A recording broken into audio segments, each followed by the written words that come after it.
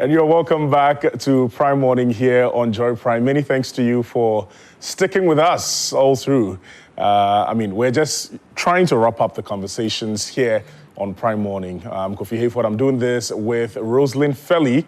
And just last Saturday on the 16th of November, Na Kwale, you know her as the king, the woman king. I hear that's her new moniker, was crowned, Miss Malaika 2024. If you followed the project and the entire pageantry, you would realize that it was quite entertaining. This morning, we want to have conversations on Miss Malaika 2024. How was the reception in general, like production quality and everything? And to help us in this particular conversation, we have the PRO for Charterhouse, Mr. Robert Clark, and also my brother, Edem Chotome. He's an entertainment pundit, a writer, and many more. I like to call him Edem is everywhere. And he's here this morning. Edem, you're welcome. Oh, brother. How you doing, though?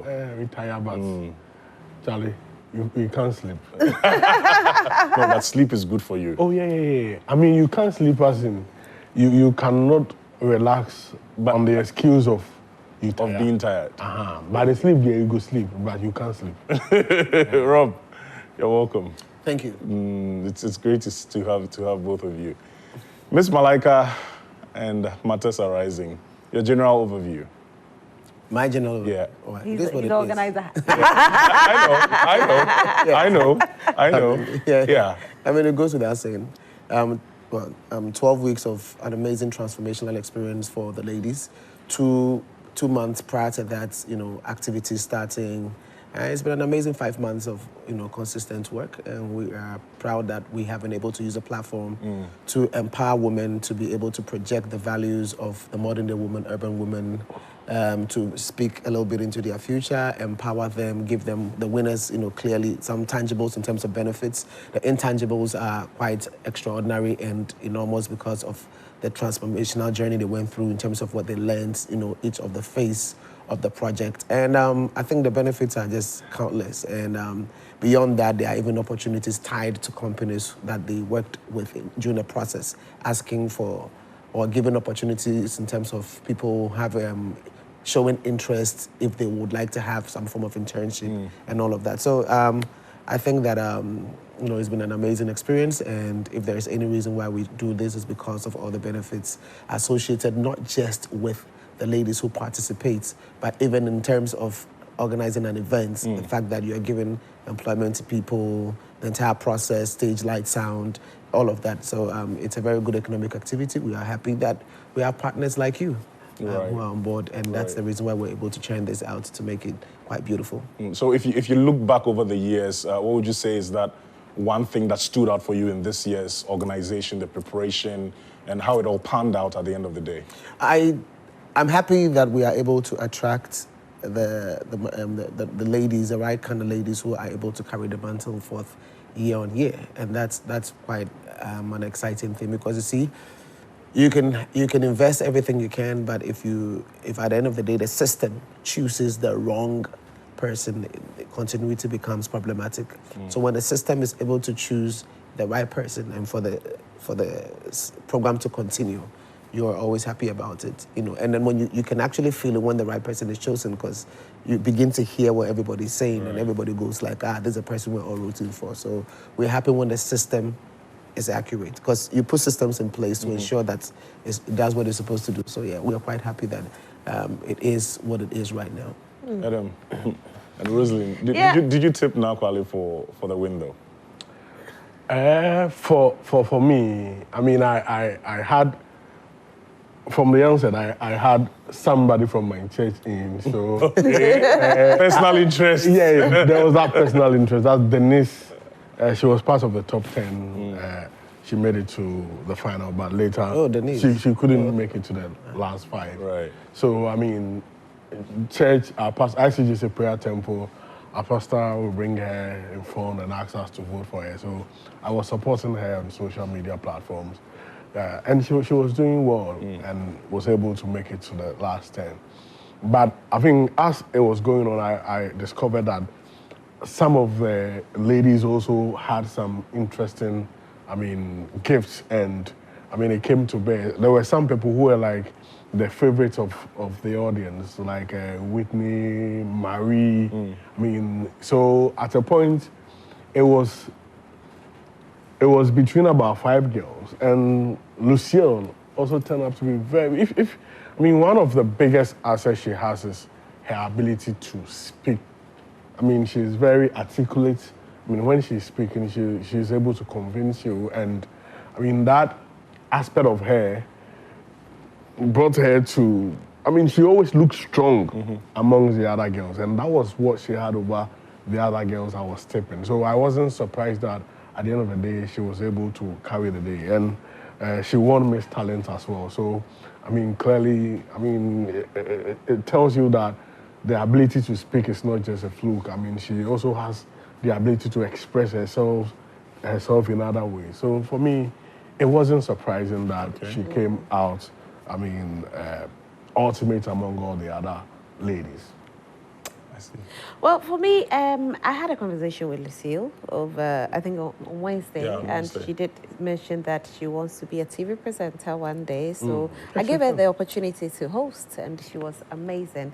She's one intelligent lady, and I think that all the ladies on that platform that day were super intelligent. Unfortunately, some people, their nerves took over a bit, and it showed. But I would say that it's been a fantastic program you have put together, making us discover talents, because these talents probably wouldn't have discovered them if not for Miss Malaika. So kudos to the team for putting this together. But I want to ask Adam, of course you followed this journey for a while. Do you think that after all these years, Miss Malaika has grown over the years? Yes, it has, because, I mean, if in marketing, for a brand to stand a test of time, then it means they are doing something right. Because if you are not doing something, you will leave the market, or somebody will take your space. Like which one? Oh, I beg. For me, see here. Oh, but we've seen other beauty pageants. Oh, yeah. We've seen Miss Ghana fade off. Let's not pretend. Miss Ghana is not the Miss Ghana that we used to know. So, I'm listening. Yeah. So maybe you're trying to say that. I'm talking about. Fact. I mean, back then we grew up watching Miss Ghana on day. Like, listen, I never missed Miss Ghana. It was that thing that they'll go for regions, and I was following it. I loved it. But where's Miss Ghana today? But we've seen Miss Malaika. It came, how many years now, Robert? It's the 22nd edition. 22 years ago. Miss Ghana has been there more than 70 years. It's faded off. Oh, but I think recently I've seen a flyer of their audition about to take place. I think 24th or so. So I think they are... Compare the quality. I mean, if you speak to any young girl out there, they'll tell you, I want to go for Miss Malaika. They might bash me, but that's a fact, though. Okay, thank you for your observation. Can I go on the Malaika trajectory? I think they are doing something right. And one thing I think they are also doing very well is, I mean, their media network, because it's very important. I mean, if you look at every brand, one of the final points of the brand, do all the good things you need to do in terms of brand building. The most important point is communicate the brand. If it's a personal brand, it's a brand of any corporate institution, if you don't communicate the brand, the people will not see the brand you've built. So the ability to be able to build that media network, to be able to build that partnership, to communicate their program and the queens is beautiful, because if you don't do that, people will not see it. So it's good. I mean, at times there are some pageants who lack that. You understand? Ability to be able to build a connect. I don't know what is, I mean, making some of them so laid back in building that, and because you need to project that. Because whatever you are doing, at the end of the day, what is the end goal? To impact society. So you should be able to penetrate the space, and they've done it well. And another side is sponsorship. We are in a space where we say sponsorship is difficult to come by, but if you do your things well, you will get some people coming on board. Yeah. And the sponsors are coming to add to your energy to be able to stand firm. So on that score too, they've done that very well. And they've tried to add some prestige to the whole thing. If you followed, I mean, the various activities they did and how it was packaged, it was a beautiful package they sold to people. So I think that it has grown. It has grown. And this year, especially this year, one other thing I took off was one of the ladies. She said that, is it Whitney? One of them. She said, coming into the pageant, she had the notion that she's not beautiful. Oh, wow. And because of that, anytime they are about to shoot them, they are about to record them, it was like she's either depressed or like... So she just wasn't socially confident enough and camera shy. Okay. Heavily, yeah. And it has to take this program to... build her confidence. Yeah, and at their last supper like this, after she spoke, all the ladies now told her, you are beautiful, and just to build her confidence. I mean, and it was something which really touched me. Moment. It really touched me because, I mean... It's quite surprising that there are so many beautiful young ladies out there who don't think they are beautiful. They have serious issue with their bodies, their looks. That's a topic. Yeah, that's leading to the conversation, and I think that changes to their bodies. You do a lot of... For me, I grew up like that too. That's a funny thing. Just a thing I want to say quickly. We need to have more conversations about social issues. Yeah. I think that politics is getting its fair share when it comes to entertainment. You get, some of the things slip into entertainment conversations, but I think with respect to social issues, and this being one of the key topics, I think that's one of the key things we need to discuss. Because there are a lot of frames of what people think beauty is. And in looking at that frame, they never see themselves as one of them. You understand? Because you're always looking at somebody, and you see, from telenovelas to who you think is the expert or the most beautiful person, to movies you're watching, to all of that, and then eventually seeing black people and what they actually look like, and some even feeling if your hair is not the white woman's hair, it means you're not... All of that, to skin and everything, and all the elements that basically speaks to somebody being beautiful. I think you guys need to take it step by step and be able to break it down and let the people understand that, you know, like define or redefine beauty just so that people can appreciate what it is really. I think it's one of the biggest problems and challenges that we have. I mean, it's a topic which you need to, because I've encountered young ladies who, even when you say, oh, you are beautiful, you have a nice body, it's like they want to even take offense because they feel that they are not like that. So when you say that, they feel you want to fanfool them or... Like, so it's a serious issue with young women. I almost felt like being a host. I was like, what's your reason for feeling that you were not pretty? I know, when I was growing up, I think it's a good discussion. For me, when I was growing up, I saw my siblings, you know, whenever we go places, they were getting the compliment I wasn't getting.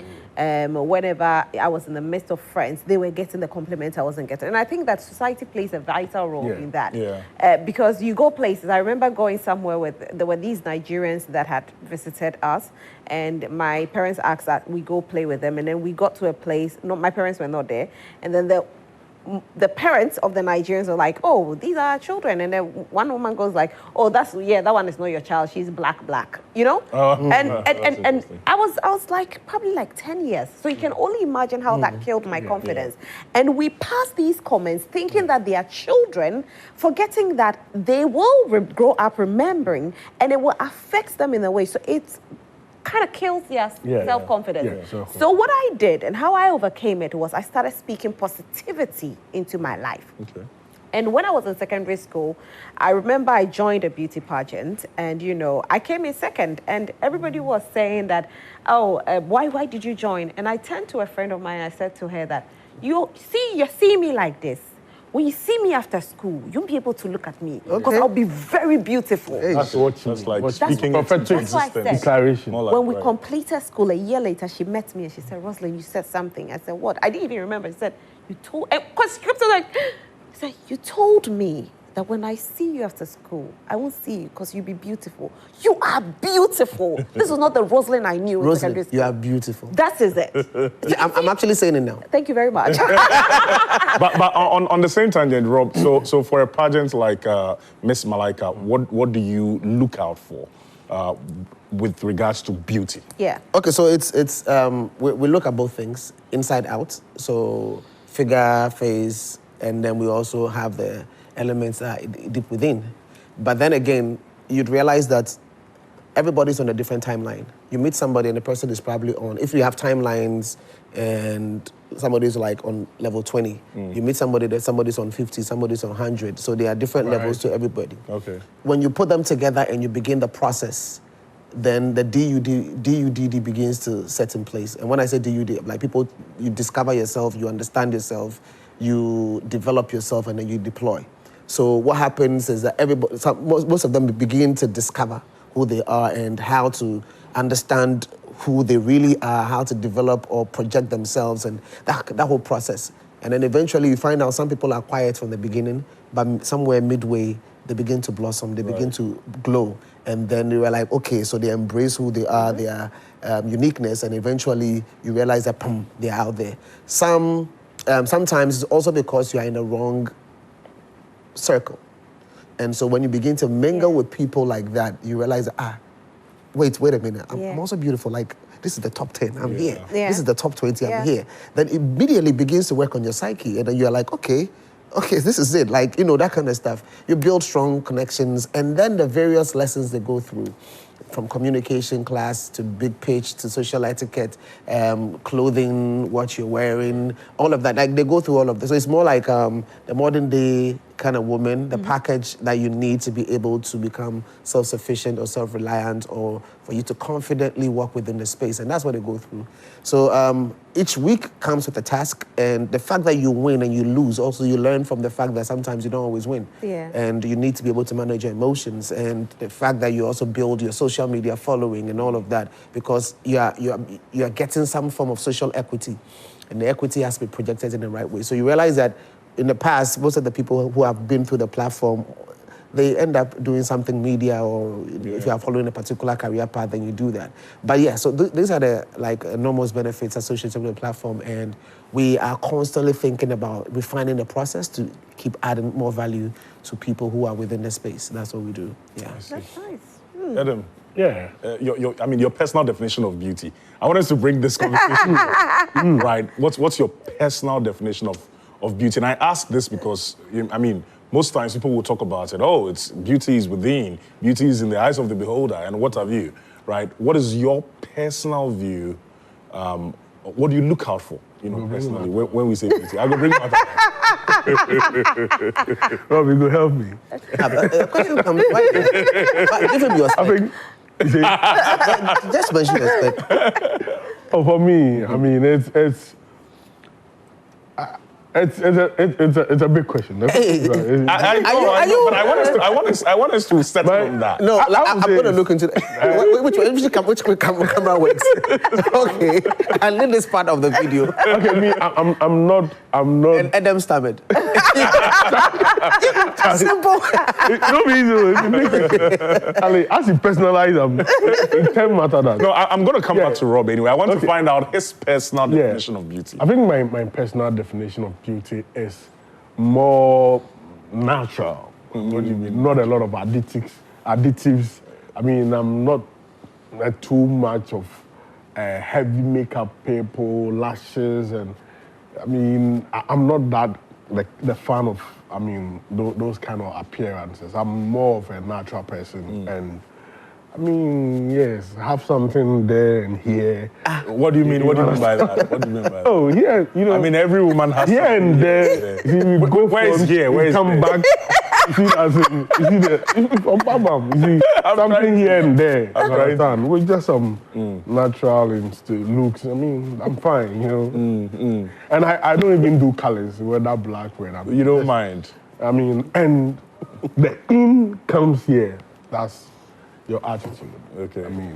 Emotional intelligence is one thing I look out for, because if somebody you admire is beautiful, everything, and it's not emotionally intelligent. It's dangerous. But Adam, you don't. It's not everybody that you get to know the person is beautiful. You are telling us the one that you are dating. But you know, because you see people on TV, you can say the person is beautiful, but the person, you don't know whether the person is emotionally intelligent or not. When you are talking, you've seen Angelina Jolie on TV. Probably you have all the Gabriel Union. You know, emotions can come and play at every point. Oh no. Even as but do you judge by emotional intelligence? You don't judge by just. No, see, that's why we have red flags. I mean, and references. So you can use that to build up the point that if this happens, then it can be this. So you can use that as your own metrics of, doing some calculations. He's describing marriage material.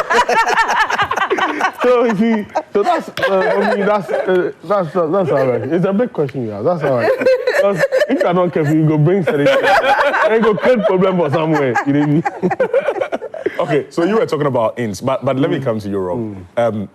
Realistically, right, as a team, do you sometimes succumb to the public definition of what beauty is?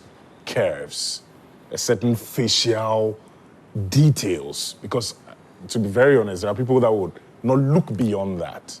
And like you rightly said, there are some of the ladies that will come in and say to themselves they are not confident about themselves because they don't look a certain way.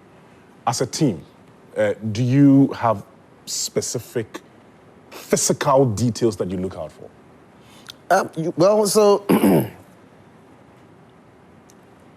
You said social.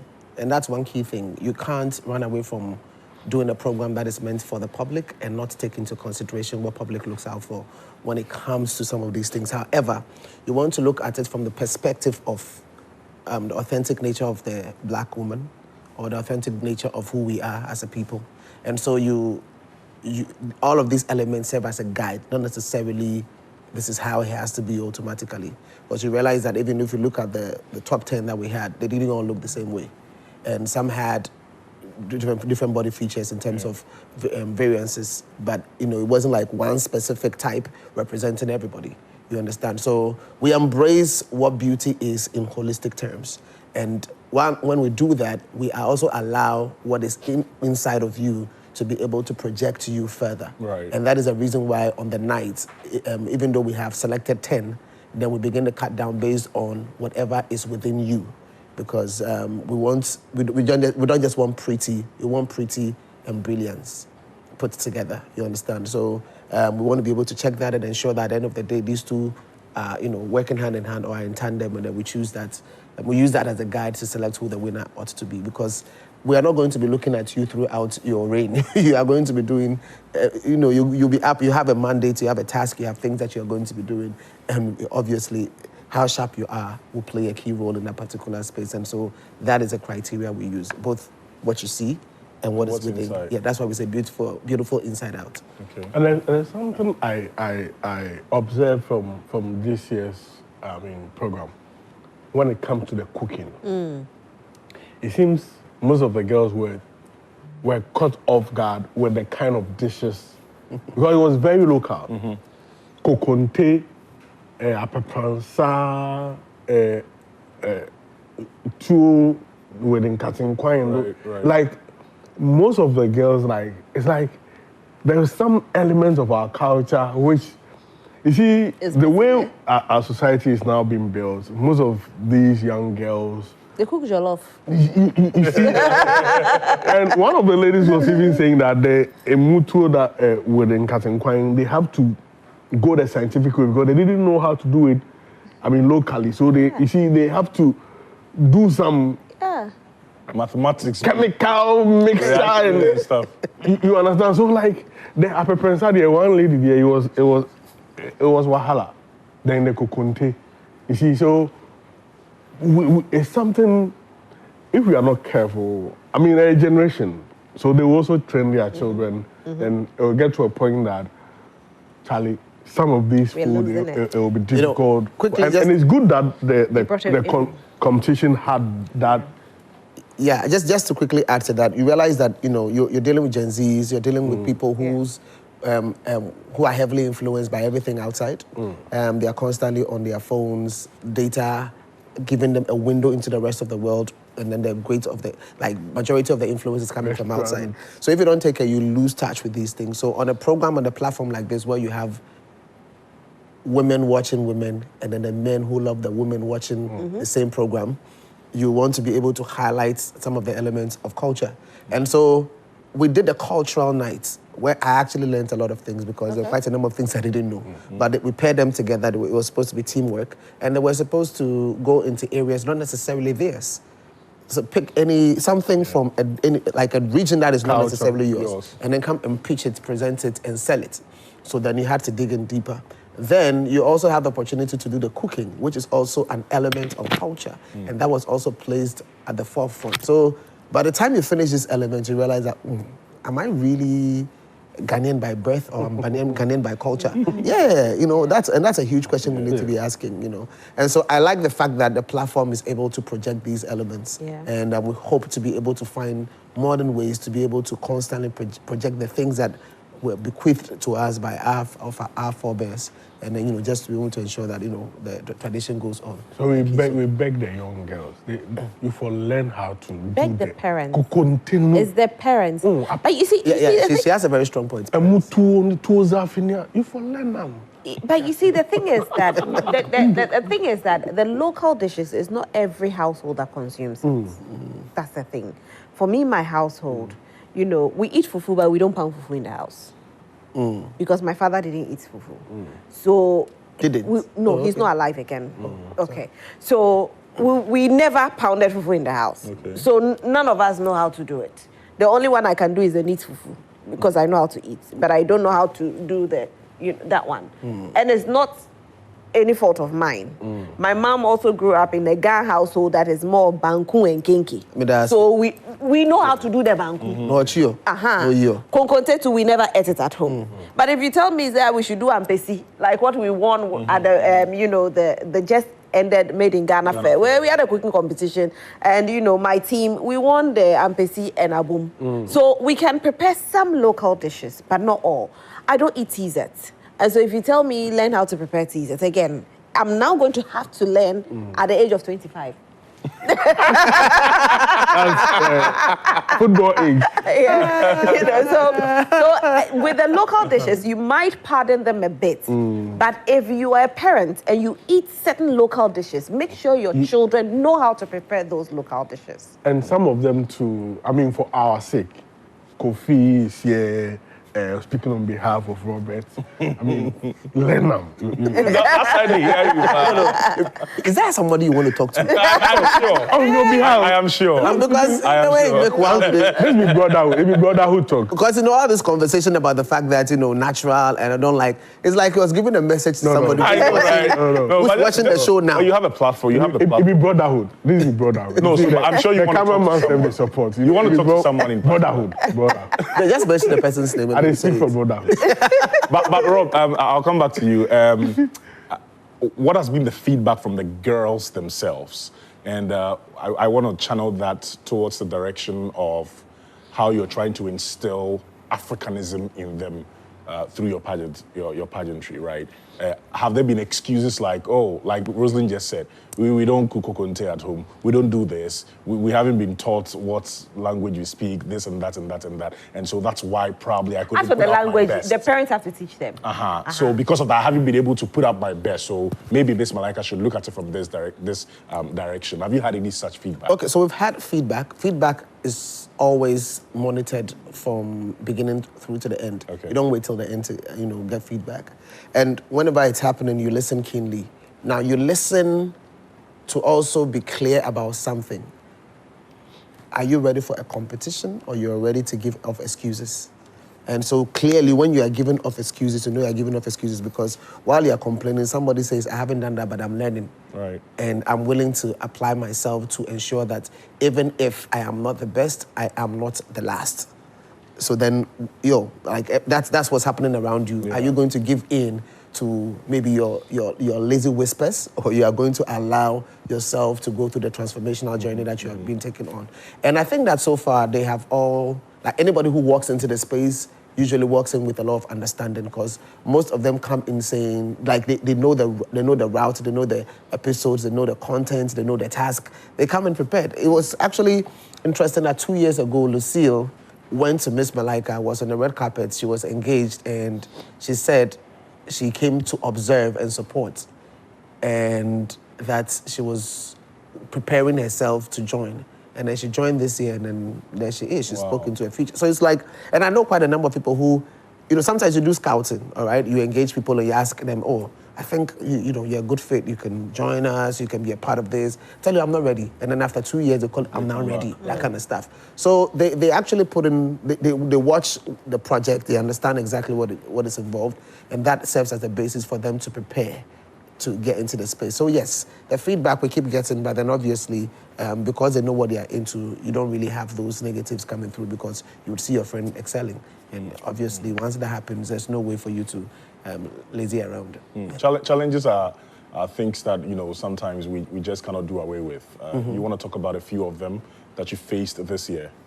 Oh, challenges, I mean, there's always, anybody who is in production knows that there's constant challenge, like constantly happens. And so you always have to have your plan A, plan B, plan C. You have to be very flexible to introduce changes. You have to be creative with concepts, because sometimes you're expecting feedback from clients that you're supposed to do certain projects with. They lead you on and something happens and it doesn't happen. It means you have to immediately find another route to be able to work around. The good thing we have is that having operated for 22 years running this, there are multiple options for us to be able to express in terms of what to do and what not to do, or what may have worked. And you may never really see that on the public front, because these are all back-end activities that usually happens, Sometimes you're shooting. There was a time where one of the sessions we're shooting, we're meant to have finished by 10 o'clock. The rain messed up everything. We're there till like 2 a.m., 3 a.m. And what you gonna do? You still find a way to make sure that it worked. And that simply means that everybody who was supposed to have gone home early couldn't go home early. You had to quickly adjust with respect to food, light, sound, everything in terms of production. And mind you, each episode of Miss Malaika has a different character. It's not like a static backdrop in terms of what every one of them, you are going on location hunts, you're trying to get a place. So a different theme. It's constantly, that kind of stuff. So it's a lot of work, and the team have done incredibly well. If they're listening, let me just say it again, they've done extremely well for pulling this particular project off. And so the challenges come with the fact that you always want to be able to give up your best. If we took a simple route, I think it would have been easier. But I think one of the things we also love is the fact that if it looks that good, it speaks well of a pageant that is well deserving of, participating in. So that's why we always do that. Right. Yeah. All right. So I think there's something about their projects. I think these two projects, the winner Lucille, she wants to work on the autism and Down syndrome. I think it's something that we need to pay attention to in this country, because in some areas, I mean, because of the stigmatization, a lot of people keep them at home. And for me, with autism, my area of concern has always been the future of these people. If you look at other countries, and they are able to incorporate them into a certain career path and other things. And I think it's something we need to, be very focused on here. And I'm happy Lucille is taking that path where she wants to help put some spotlight on that. I just hope that she will get the needed support to be able to bring that needed awareness on that. And also, I think Marie, her project she want to embark on, feminine health. I think she said she had a problem, which was diagnosed just 2 years ago, but the thing has been with her 6 years ago. Wow. She goes to hospital, and no scan is done, and she wasn't given the right diagnosis. So it was just 2 years ago. And she was like, look at the years I've spent without knowing, this. I would have been able to resolve it to a certain point. And she says that what she's going through, a lot of other females are also going through. And she wants to take that on and ensure that they drum home this thing about female health and reproductive health, which is very, very crucial to our ladies, because, they go through a lot. And I pray that she's also able to get the needed support to be able to champion this, because it's really crucial. People don't even know themselves and what is happening to them.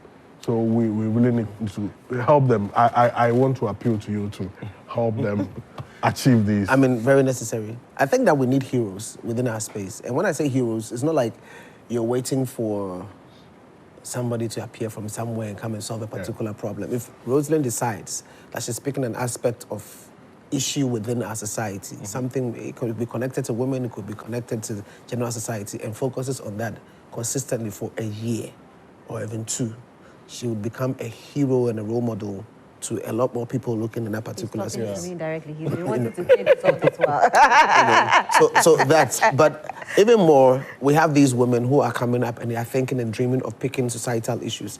And one of the things we keep saying is this: if everybody were to pick an aspect of society that had a question mark or a problem, then you'd realize that together we are collectively solving our problems. Right. You understand? And I like the fact that these ladies come off the volunteerism spirit, dreaming of or thinking of what are the problems of society and what can they do. So then, immediately ask not your country what they can do for you, but what you can do for your country. That kind of, quote already set in place. So I love that aspect, and that's what they keep doing. So that idea is nurtured all through, and they come up with some incredible stuff. And I think that even for us, it's a challenge. If we are able to, regardless of what happens, we are able to get multiple people to be able to address some of the concerns that they have or the problems of society, it would be a very huge thing for the people. And I just want to say kudos. Alrighty, I think the point is well made. Yes, and so what's the next year? 25. I'm still fine, right? 26. Second. 25 is still fine to join, right? Yeah, I mean, hello. Anyway, thank you all so much for staying with us. I'm inviting you tomorrow. Tomorrow? Sunday. Angwamo Festival. Okay. I mean, like we say, helping people know how to prepare local dishes. Okay. Where is it happening? Legon City Mall, just after church. Okay. Right. Come and enjoy local delicacies. We'll be there. All right. All right, so we have to go now. Tina Baby, thank you so much for sticking and staying with us also. Thank you all. We are grateful. My name is Rosalind Felly. His name is? Kofi Hayford. And don't forget to catch Changes at 1 p.m. later today.